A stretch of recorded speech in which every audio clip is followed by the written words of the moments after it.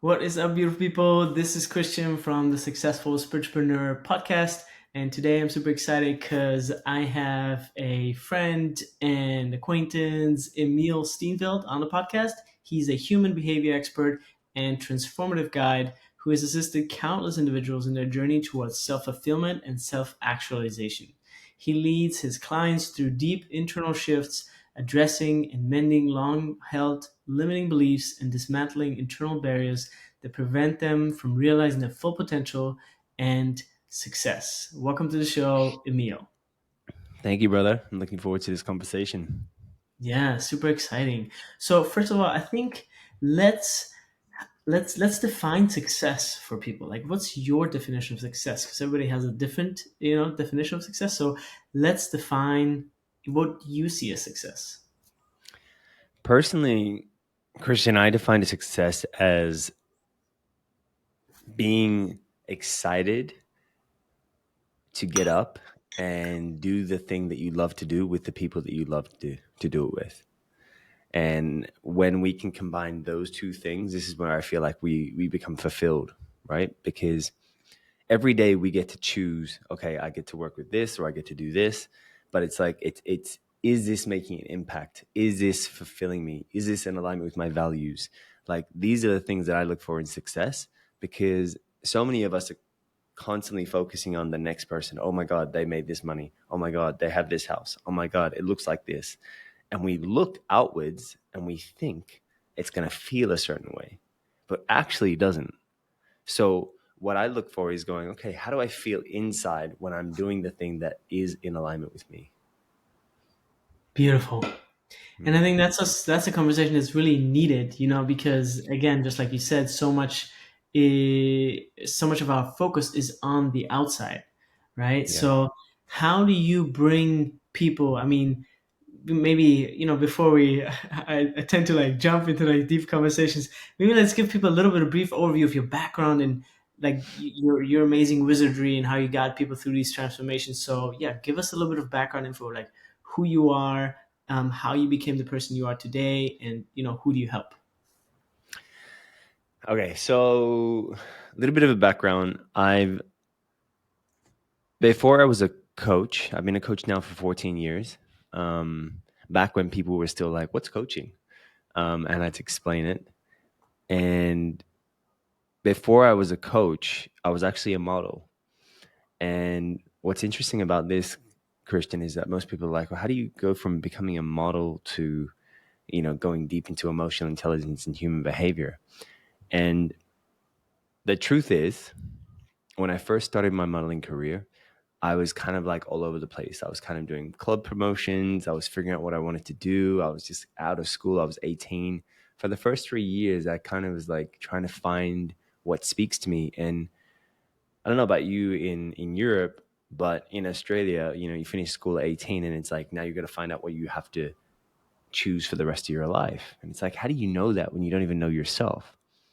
So, I went through a few different periods of trying different things. I studied public relations, I did marketing. School wasn't my most favorite thing, but I went to school to please my parents, because my parents come from South Africa. And they were like, you have to get an education. That's how you're going to get a good job. And this is how we've been taught. This is the system. And it didn't fit my narrative. It didn't fit in with me. So I went out there, tried a bunch of things, got asked to eventually got asked to do some modeling work. But to be honest, I was actually really afraid of rejection. And I was afraid of rejection because I didn't accept myself. And this is the thing about how this is interesting, is because I would avoid rejection at all costs unless I knew I was going to win at it or I was going to succeed in that specific thing. So I got asked to do modeling several times for about 2 to 3 years until I finally said, you know what, I'm going to try this. And, there's a saying that if you go towards your fear, on the other side of that is your freedom. And most of us avoid fear, they avoid discomfort. And why do we do that? Is because we don't know that what's going to be on the other side of that. And that's really scary. So what we'll do is we'll settle for safety, and that's the ego. The ego's settling to keep you safe and rather keep you safe than avoid embarrassing yourself or avoid looking a certain way. And I always ask my clients this as like, would you rather be happy and fulfilled, or would you rather look good and have success, right? In quotation marks. So here I go. I eventually jump into the modeling industry. And the modeling industry taught me everything that I teach today, which is kind of ironic because people were like, well, what's modeling got to do with it? And it's got everything to do with it, because you're constantly putting yourself out there. As an entrepreneur, we have to constantly put ourselves out there, right? Every day you have to go for castings. People are going to judge you. People are going to reject you, right? Now, I was afraid of rejection. So what does the universe do? It goes, here, Emil, here's an industry that's going to reject you 95% of the time. And you're going to have to deal with that and get over it and befriend that in order, if you're going to go to the top, you know? So in my mind, when I finally accepted that I was going to do this, I had to accept the game that I was going to play, right? And it's a kind of the same thing as in being an entrepreneur. It's like, if you're going to be an entrepreneur, you're going to have to accept that you're going to get rejected. You're going to have to accept that you're going to get knockbacks. You're going to have to accept that you're going to put a whole bunch of work into something and it might not work. And that can be deflating at times, right? But if you have a vision and you're clear about it and you know, like, I'm going here anyway, you don't stop, right? So modeling taught me how to connect with people, because every time I went to a casting, I had to build rapport and connection with people. I had to enroll people in who I was to make sure that, like, I'm going to be the best person for this role, right? It taught me how to connect with other people in the industry, right? And build relationships. And it's funny, I've got like all these books behind me. There's a book on this shelf. I can't find it now, but it's called Perfect People Skills, right? And I bought this book what when I was 18, like 22 years ago. I'm 40 now, right? And I remember reading this book going, okay, well, this is the game of modeling and everyone looks good in a certain thing, but then you have to go to a casting and you have to, not only you got 5 seconds to sell yourself. So what's the difference between you and every other model that's going to be in this place? And it's the same question I still ask myself today. Like, what's the difference between you and every other coach in the world right now? Because there is so many coaches, right? But what makes you unique? What makes you stand out? What makes you impact people in a way that no one else can? And it's your unique blueprint, right? It's like, how do you make someone feel after they're in your presence? How do you make sure someone feels seen, heard, and understood after they've been coached by you, right? Have you really understood the core issue here, right? So the reason why I coach high achievers and high performers to become fulfilled is because I was that person 20 years ago, looking to be successful and have the money, and then reached that and was still not fulfilled. So see, it's a whole transition. So then I get to this part in my life, in my career, like I had agencies all over the world. I was in Melbourne, Sydney. I had agencies in LA, New York, Germany, Barcelona, Hong Kong, Singapore. You know, I was traveling all over the world. I looked successful, but eventually I wasn't fulfilled. Yeah. It's interesting when I talk back on this story, because it's like, it feels like so far away, but it was so part of the journey of how I got here today. Yeah. So even as I step into human behavior, it's like, the reason why human behavior is so special to me, Christian, is I'm so curious about why we do what we do and what drives us to do that.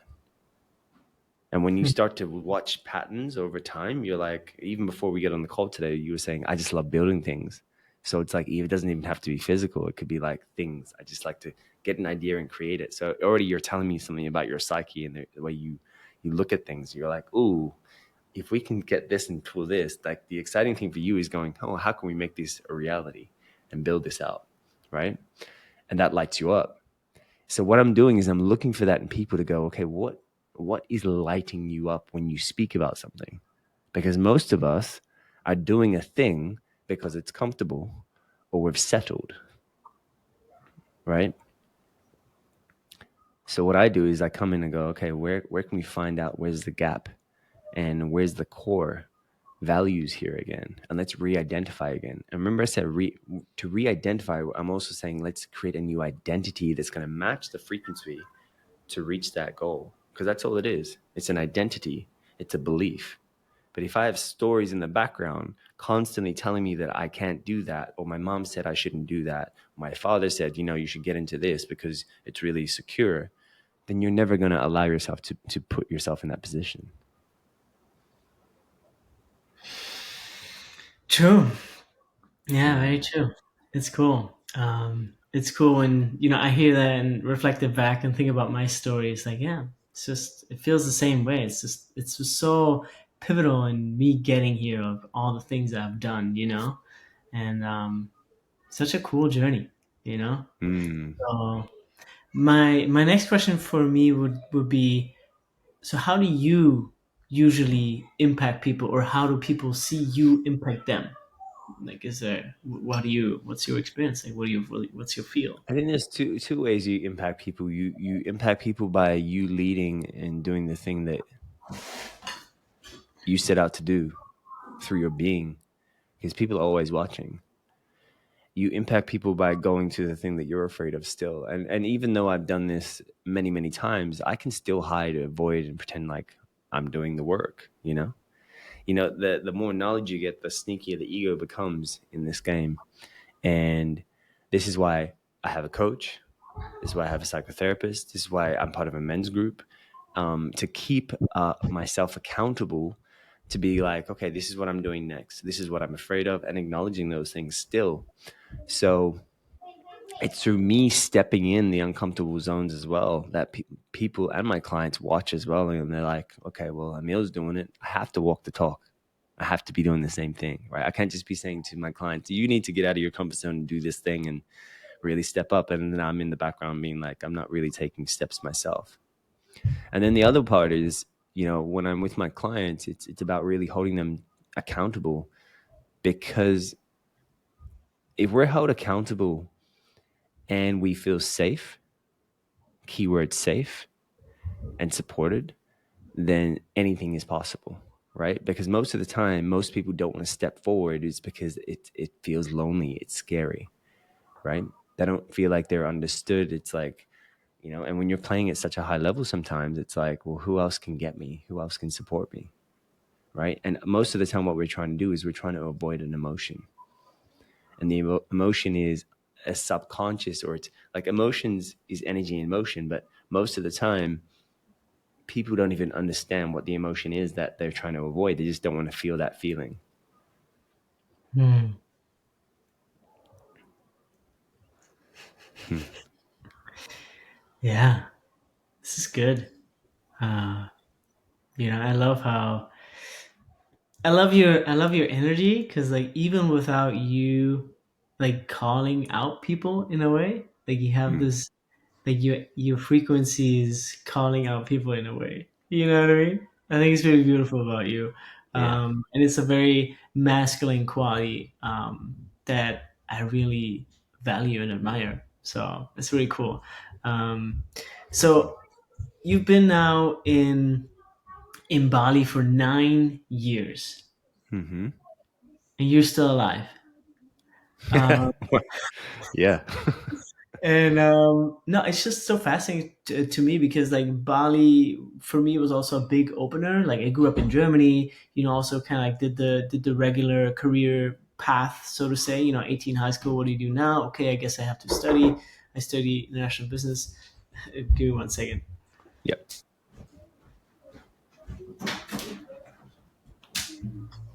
Guys,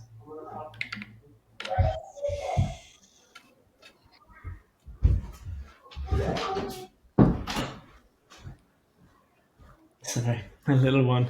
It's like, Daddy, time to play. No problem. It's like in 45 minutes. Yeah. So yeah, so Bali for me was also very pivotal, because it was the place where I really got to discover my spirituality and my just like meditation, diving into myself side. And back at that time, I grew up in Germany, and emotions, I feel like my EQ was always very low, Yeah. because emotions is not something that's really like has a top priority in Germany. It's like a very cold environment, everything very, people live out of their heads. It's very thinker, very logic, very scientific. which is great, obviously, for some things, but is, on the human level, there's some sort of mismatch or some sort of lack that I've always felt there, living in Germany, that I wasn't aware of that even existed, because it's just so normal not to have it. Um, so yeah, it's beautiful. So for me, I have a very special connection to Bali, and seeing you living there for 9 years. I mean, tell me something. How did you get there? How did you stay there? I mean, you can probably talk only about some amazing people that you've met down there, because there's such a special group of people that goes down there. Yeah, so tell I me a little about your journey with Bali. I came to Bali maybe 10, 11 years ago, first with an ex girlfriend. And to be honest, I had no real desire to visit Bali because, my parents, I grew up in Australia and there's a lot of Australians that go to Bali. So, like, I traveled all over the world before for modeling. Like, I didn't have a desire to go to Bali because I was like, I don't feel like seeing more Australians. Like, I don't travel to go and hang out with the same, people I grew up with. So, but I was really surprised with how I felt when I was in Bali. And I remember like coming here with my ex girlfriend, and I remember going to Ubud, and the architecture and the way they build their houses, and like the indoor outdoor living and the nature. It was like it blew my mind. And I just remember when I woke up, how I felt, and that was a keyword. How I felt when I woke up, I was like, I feel so much energy here. The weather is amazing because it's warm all year round. Um, And I remember waking up with ease versus like if it was cold in Australia or Melbourne or any place, like when I'm waking up, I would struggle to get out of bed. So that in itself was like, I wake up so easily here and I feel so good. And if you're waking up easily and you feel good, that's already half the battle, because your mind is like, oh my God, I don't want to get out of bed because it's so cold outside, or it's like miserable, or and for me personally, I associate summer with holidays, because in Australia, the summer holidays is around what, November, December, January, March in Australia. Like that's summer for us, right? And that's so I always associate that with holidays. So like when I'm here, I feel like I'm on holiday all the time. Like literally, I just got back from Uluwatu yesterday, just for a night. I stayed up in Uluwatu, stayed in the Airbnb there, went to the beach the next day, came back, did some work. Now tomorrow I'm going to Ubud, going to the jungle. So you've got so many different elements here where I could be like beautiful beaches in Uluwatu, come back to Canggu, the beaches aren't the best here, but it's still really nice. Then I can go to the jungle for the weekend and stay in the jungle, right? And it's not just that, it's the quality of life. So it's like you can jump on a scooter and go anywhere. Like you don't need to jump in a car. You don't need to wait, a long time to get places, right? You can just zip around and it's like 5 minutes. So the quality of life, the lifestyle, um, when you have like-minded people around you that are also entrepreneurs, it's also good. It's also a good thing because you get to speak about different ideas, right? And the difference between Bali and living in Australia or even the States, which I lived in both, is everyone lives for the weekend. Whereas here, I forgot it was a week. Like I didn't realize today was even Saturday. I was like, oh, it's Saturday today. So it's just how it is. So when you're living in this kind of lifestyle, you've got, like, I surf. I'm now getting into paddle. I don't know if you've heard of paddle, but it's like this. It's a different version of pickleball, but it's so addictive. And these paddle courts are taking over Bali, and everyone's playing, so it's super competitive. So it's like you really live a healthy lifestyle. So food, healthy lifestyle, like training wise, like you've got steady out gyms, you got the beaches. It's like, what more do you want? Yeah, beautiful. Yeah, environmental design at its best. That you just surround yourself with, Mm, people that inspire you, who you want to be. The nature is there, everything is there. So yeah, a very special spot. mm, And so how, like, how do you usually like go about, like your online presence and building a business and having all that at the same time? Like, when did you get into deciding, okay, I kind of like need a website for my coaching? Like, when over the years did that evolve? What's interesting is that I didn't have, like, I've been coaching now 14 years. I started studying coaching 20 years ago. Um, I didn't have a website for the first 7 years, to be honest. And it was all word of mouth. And when I first started coaching, it was like, I went to my first self development event called Landmark, and I learned a whole lot there. And after that, I started studying coaching with the ICA, the International Coaching Federation, the International Coaching Academy that was also certified with the ICF, the International Coaching Federation. That was a 2-year program. And from there, I just worked on my craft. And then I just started coaching and I started practicing. And as a consistency, practiced more and more. And I focused more on the craft than I did marketing, to be honest. So once I got my first client, that person referred to me to the next person, that referred me to the next person. Then all of a sudden I found myself coming to Bali, and my friend asked me, he's like, I know a girl that runs retreats here and she needs a coach. So I met up with her and she's like, asked me what I do. And I explained to her, she's like, can I have a trial with you on one of your retreats? And I said, yep.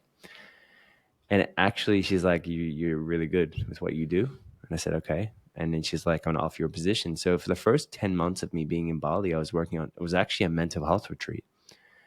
And I was working on this retreat 3 weeks out of the month, which was insane. Like that 1 week that I had off, I was like exhausted because I was coaching every day and I just sharpened my sword, like skill level. And I heard everything about everything in this mental health retreat because it was people from all over the world, but it was like higher end, and doing it every day, you're sharpening your skills, you're sharpening your sword. So I really got to figure out like what is it that I like to work with, who do I like to work with, and from that I was like, you know what, this isn't for me specifically, this retreat. So I started running my own, and then I got a website. Um, and then I started doing more stuff on Instagram, and I have this love-hate relationship with it, to be honest. Like the whole thing of like social media, like right now I'm building up my YouTube and I'm going to focus on that because of long-term content versus short-term. But it is a love-hate relationship with it because it's like, I wish someone could just do my content and I just coach because I love coaching, right? But you have to put yourself out there to bring more people in. Yeah, Mm. totally. Yeah, definitely. It's a journey. I'm happy that you said that you didn't have a website for a long time, because for a lot of beginner people, I always just tell them, listen, you don't even need a website. Just like get your message out there somehow, right? Mm. And start like that, and you will know when the right time for a website is. Mm. So yeah, it's not a necessity for sure. And especially in times of like social media, you can build an audience and then drive them pretty much anywhere you want to. Like, you don't need a website, from Mm. the start or even within the first year. um, so yeah, that's beautiful to hear. And in terms of like content creation, let's talk a little bit about that. Have you found any helpful tools or resources that you use to convey that message? Because I feel like these days on social media, it's just so important to, like, people want the full authentic version of you. Yeah. Like, and it's so easily recognized when it's just scripted, or some sort of random AI content. People are just, they don't vibe with that anymore. So do you have any, yeah, how do you do it? Do you have any tools that help you? Yeah, let us know. Um, it's funny because what I do is I always look at content that speaks to me, for me personally. And then I'm always thinking about like who's my, like, because I'm always thinking about who's my avatar. And it's like, and I'm my avatar because that's why I target my avatar, which was the high achiever that was like not fulfilled, or, you know, that what they struggle with. So I'm always thinking of like, what are they struggling with, and how can I convey a message and communicate that to them so that they start to think outside the box for themselves. Um, Now, ChatGPT, it's interesting because you can come up with a bunch of ideas, but it still doesn't hit the mark unless you're prompting the right kind of prompt for it. So for me personally, it's like I'll write, I'll have an idea, and what I do is I store all my ideas in my notes, and I'm like, oh, that could be an idea. Or when I'm listening to my clients, I always write the ideas. So like every time my client's going through something, I'm like, oh, that's a really good idea, or that's a really good concept. So I'm constantly, if you're paying attention, especially to your clients, they're always telling you what they're needing help with and support with. That's the best way to get content, right? Now, if you don't have a client or have clients first, I would start watching, looking out for like who's your avatar and who is it that you really want to support with and their pain points, and start to look at and pay attention to people that are speaking about these kind of things, because it's always out there, but we've got to be paying attention in those spaces, right? The way I create content is I do more now speak to camera and stuff. Um, it hits, sometimes it doesn't. Sometimes it's crazy, Christian. Like 45 seconds is too long now. Like sometimes you have to do little cuts in and cuts out. It's like it's crazy because people's attention spans are shortening and shortening even faster. So sometimes you might just be better off just doing you sitting next to your computer and a heading and saying, I used to struggle with this, caption in the rest of the things in the caption, and it's like 7 seconds and it keeps looping, and then people watch it over and over again. But it's like, it's a game. Social media is a game, right? So it's like you have to figure out what's your angle and make sure that it's in alignment with you. Otherwise, you're going to hate it every time you have to create it. Yeah. Yeah, that's also the experience that I made. I started developing more my personal brand, I would say, last year. And I did a little challenge for myself where I posted a reel every day for 3 months, which I did with like a ChatGPT support, right? I wrote my scripts and I recorded them and yada yada. But after a while, I was just like, come on, this just feels empty. And then there's like, I lost my inspiration and drive to really create more. But now it feels like time for me is coming back to really just create more from my core. Um, because Mm, really, people want to connect and they want your authenticity. They don't necessarily want the scripted stuff. Like there's value in the scripted stuff, which I, yeah. honor, and I like the key takeaways and all kind of stuff. Um, but for me, I like would say I haven't found that with ChatGPT yet, right? And there's, I guess, like where's that balance? Again, it's a game. You have to play a little bit. Have fun because you never know what really works. And Mm, usually the people, the videos that I did from my heart, about how much I love making things tangible and putting that on the web, like were way better than this is the 3 steps on how to, keep in mind when you create a logo. It's like, who gives a shit? yeah. It does have, it has to have a mixture. The thing with the brand, people want to feel you too. Like they want to be like, well, what about you? What about this? Like I can give tips all day, but if there's no feeling and energy behind this is why I do what I do, then there's no connection to it, right? Yeah. It's just a strategy, and it's the same thing with anybody. Like when you're coaching someone, it's like you could have the best strategy in the world, but if you haven't built rapport and connection with that person, they're not going to build trust. They're not going to trust you to take them there. They're just going to be like, I don't know if I feel safe with this person. And I keep going back to safety because you have to make someone feel safe in the space in order to move them through an uncomfortable phase. Yeah. That's beautiful. And so, in your coaching process, I mean, I'm not sure how in depth it is, but what are usual the phases that you take somebody through? Like you say, obviously, first one is, rapport. You want to make feel them says, but how do you take somebody to through a transformation? It's an interesting question. Transformation, right? We break it down is to transform. So usually what we're transforming is perception. how I see things, what I made it mean, because we're meaning making machines, right? And I've got this beautiful saying: it's what you make it mean that creates our way of being. The question is, what are you making that thing mean, right? So I'm always about finding deeper understanding in my clients to go, excuse me, finding out the core. What were your needs at that time? What did you make it mean at that time? What was your stories? What was the agreements that you made, right? So you might have that maybe your mom was really busy. I'm going to give you an example of one of my clients, right?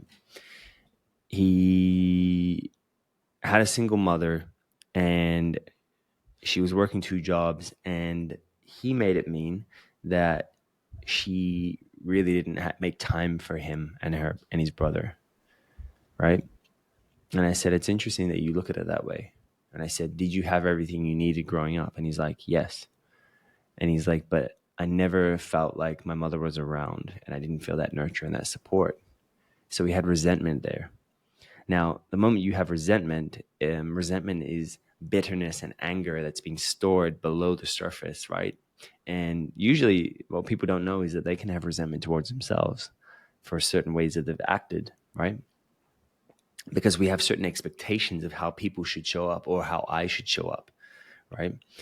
So he had an expectation of how his mother should have shown up. But what we realized, she was just trying to do what was best for him, to keep things afloat, to give him what he needed to succeed. So when we went to the core of that, right? Like I said, we're meaning making machines. Like someone that never had that. Imagine like you got 2 people. One person that their mother was never there because they were trying to work 2 jobs to provide the thing. And then you got a mother that was always there and always like giving him. And he was like, get away from me.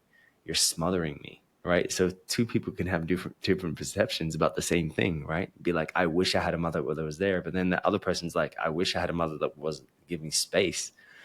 Right. And it's how we perceive those certain things and how we receive love in those moments. And what we have to understand is I'm looking for the core of like, how is this affecting you in your day to day, right?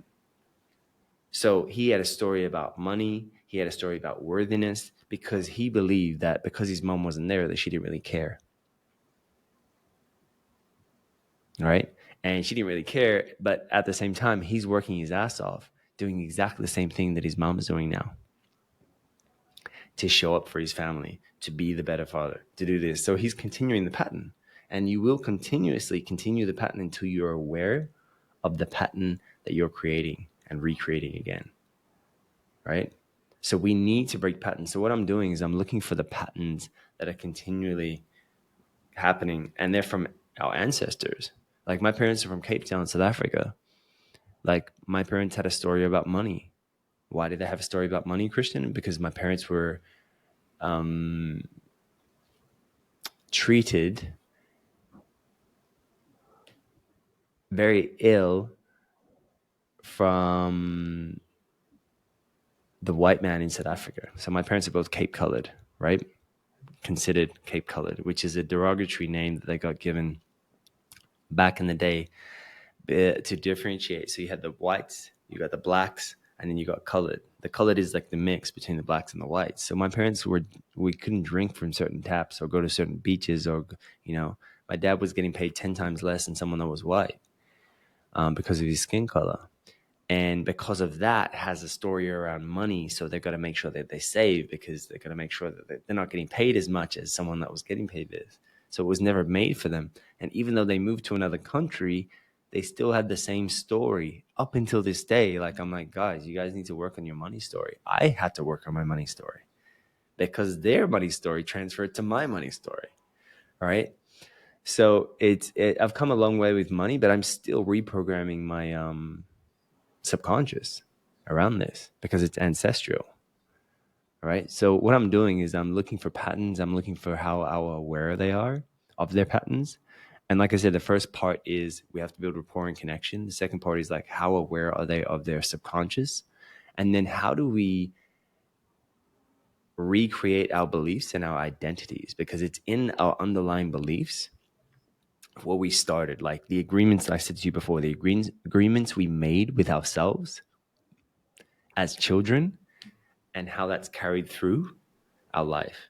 So if I believe that I'm not worthy because my mother was never there, then what am I going to do? I believe I'm not going to be worthy, and I'm going to attract, and this is what he was doing. He was attracting business partners that were taking advantage of him because he didn't believe that he was worthy and enough, right? So see how that transfers to everything else. And once we worked on the enough story and that he is enough, he went from making $3,000 to $4,000 a month to $30,000 to $40,000 a month, right? But if you don't work on the money story, right, and actually go to the core of that, then even though you're making more money, you're still going to continue creating the same problems, right? Just because you're making more money doesn't mean you're not going to get rid of the problems. You have to go to the core and figure out what is actually happening underneath the surface. Yeah. Beautiful. Yeah. What a great invitation for us all to look a little deeper, you know? I Mm. love the awareness you create around, yeah, just creating more awareness, you know? Because that's where the secret lies. One of my favorite teachers around that topic of like turning around the perception is Baron Katie. I'm not sure if you Oh know yeah. her, Mm. but I really like her work. It's actually called The Work, thework.com. Yeah. Very very funny. She has a free worksheet of where you're able to just like turn around your perception about any given topic at any given time, which is a beautiful self, uh, you know, self process you can go through. And yeah, so that's, I think that's at the end of the day, it's like it's always comes back to the same thing. It's like your awareness and bringing light, shedding light to the spots that haven't gotten the light in the Mm. Yeah, exactly. um But then so it's also Christian. It's also going, okay, now that I know this, it's not enough to know it.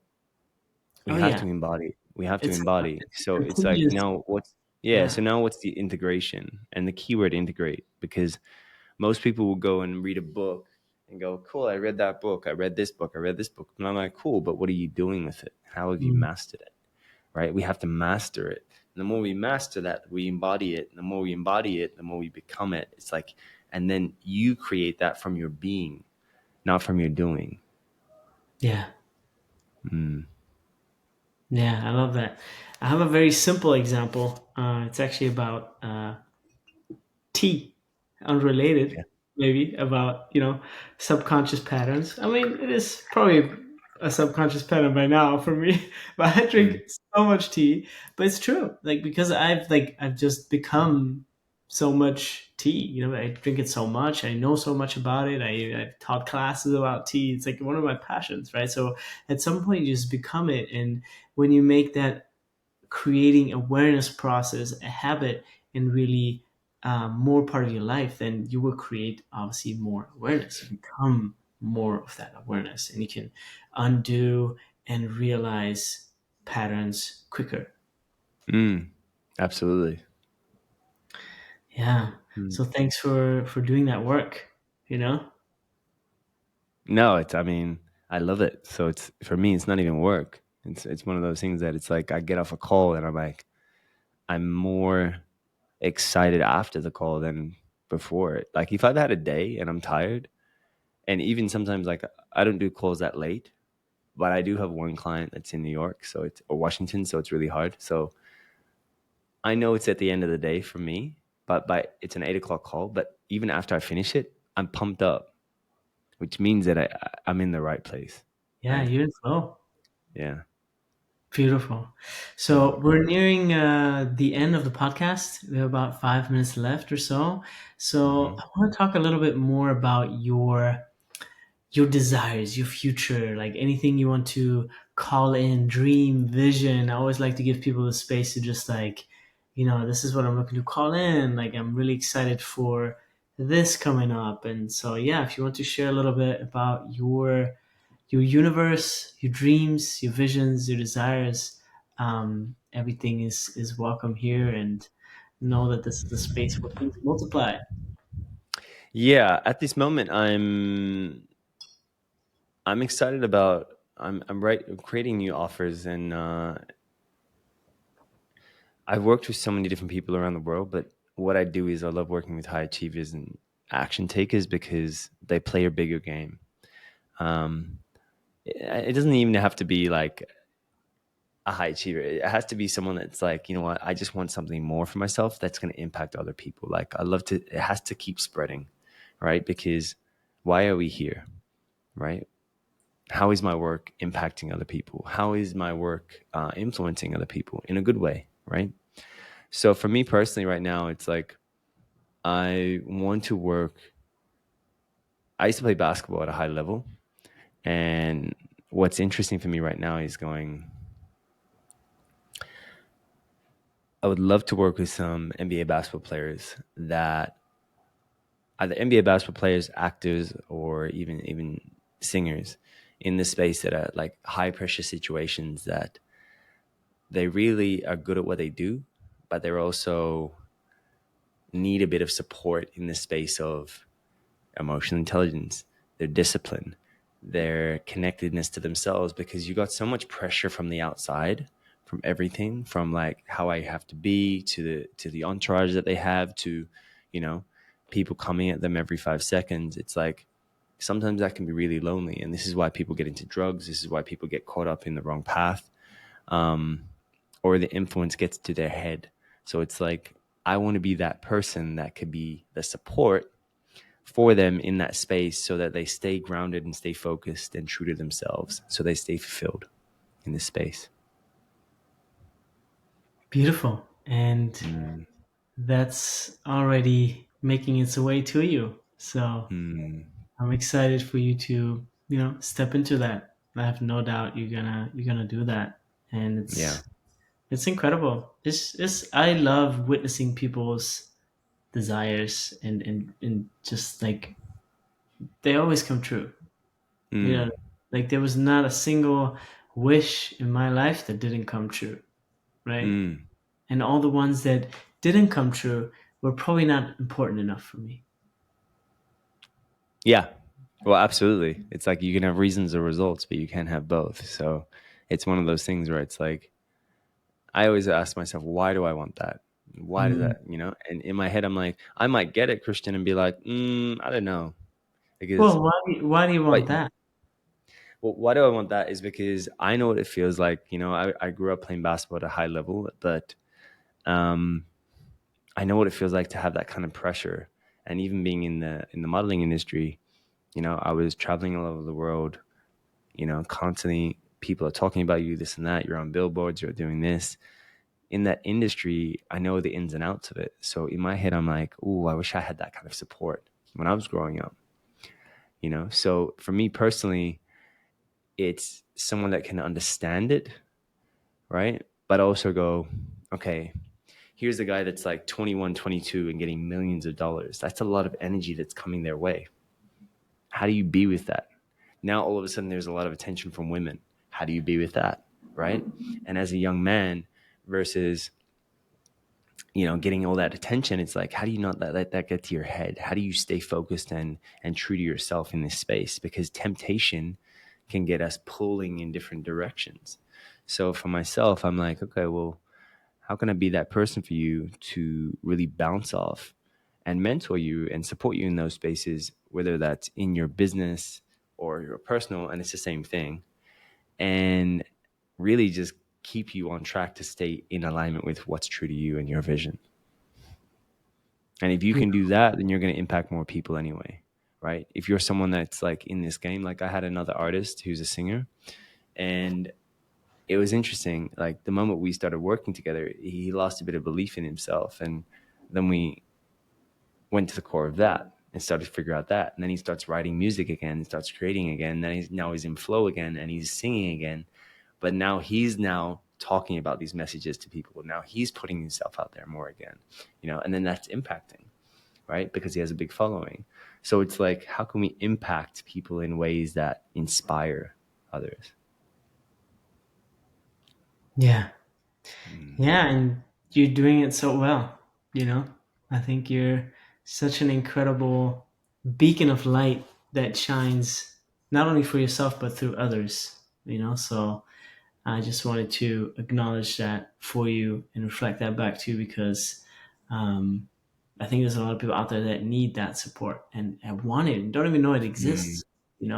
And oftentimes, um, I think the easiest way to create what we want is just to go for it. You know, yeah. just to not complicate it. It's just like, yeah, why don't you ask that person to do that for them with them? You know what I mean? So I'm very excited for you. Thank And you. this last question, I would like to ask you: what is there that you want to leave the audience with? Is there anything you want to, you know, what do you want to share? What do you want to leave the audience with? I would say if it scares you, go towards it one step at a time. And if you keep going towards it, you're going to eventually push through it. And when you eventually go through it, you're going to realize that you're still alive. And there's going to be way more range for you to explore your desires. And that's a life worth living. Beautiful. Mm. Thank you so much. Where can people find you? How can they get in touch? How can they, get more of Um, they you, can your find me. beautiful face? Yeah, they can find me at my Instagram, which is at Emile Steenveld, or you can check out my website, which is www.emilesteenveld.com. Be in touch there. Amazing. And soon, my YouTube will be out. So, same thing, my name. So, Beautiful. We'll keep an eye out for that on Insta, website, and YouTube. So, yeah, thanks so much for making time for the podcast, sharing your wisdom, thanks, um, Christian. and it's been a true honor. So, yeah, I love having people like you on who just like are so in integrity and shining their light and so committed to the path. So, thank you. Thank you, brother, for having me on. It's been a pleasure. All right, bye for now. Cheers.